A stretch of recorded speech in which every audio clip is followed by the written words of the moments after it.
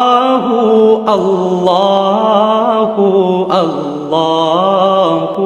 معزز سامعین، آج ہم بحث کرتے ہیں جنات کی شکل کے بارے میں کہ جنات کی شکلیں کیسی ہیں، کیا کیا کرتے ہیں، کتنے اقسام ہیں۔ اگر قرآن اور سنت کی روشنی میں دیکھا جائے تو جنات کی شکل نہایت بدصورت ہوتی ہے، اور اس کی بدصورتی کی وجہ سے اللہ تعالیٰ نے جہنم کی تہہ میں اگنے والے درخت کو شیطانوں کی سروں سے تشبیہ دی ہے۔ اللہ تعالیٰ سورۃ الصافات کے اندر فرماتے ہیں اذالک خیر نزلا ام شجرۃ الزقوم، بھلا یہ مہمانی بہتر ہے جنت کی یا زقوم کا درخت۔ انا جعلناها فتنۃ للظالمین، ہم نے اس درخت کو کافروں کی آزمائش کے لیے پیدا کیا ہے۔ انہا شجرۃ تخرج فی اصل الجحیم، وہ ایسا درخت ہے جو جہنم کی تہ میں اگتا ہے۔ طلعھا کأنہ رؤوس الشیاطین، اس درخت کے کلیاں ایسے ہیں گویا کہ شیطانوں کے سر ہو۔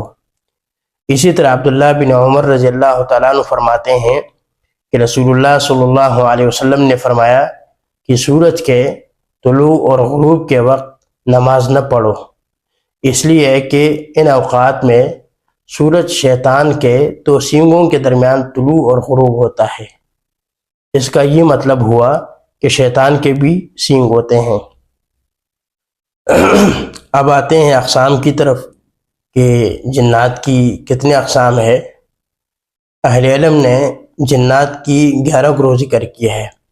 پہلا گروہ جسے عامر کہتے ہیں، عامر ارواح خبیثہ کی ایسی قسم ہے جو گھروں میں، مکانوں میں اپنا سکونت اختیار کر لیتی ہے اور اس گھر کے باسیوں کو خواب میں بیداری میں ڈراتے ہیں اور تکلیف پہنچاتے ہیں۔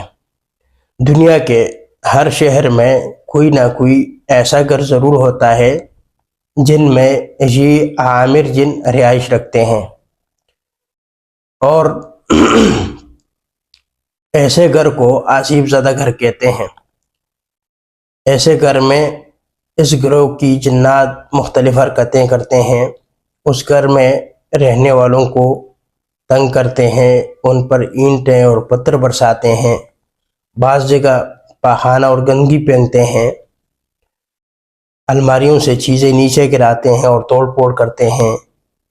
کئی جنات گھروں میں کپڑوں کو، سامان کو آگ لگا دیتے ہیں۔ اس گروہ کی جنات اکثر تاریک مکان، غیر آباد مکانوں میں بسیرا کرتے ہیں۔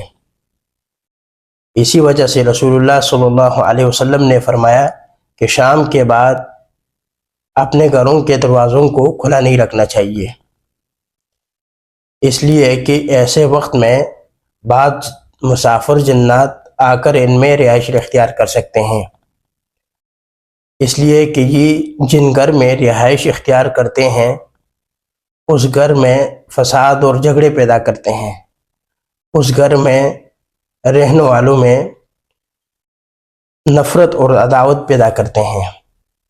جس گھر میں یا دکان میں یہ رہائش رکھتے ہیں اس گھر اور دکان کی برکت کو سلب کر دیتے ہیں۔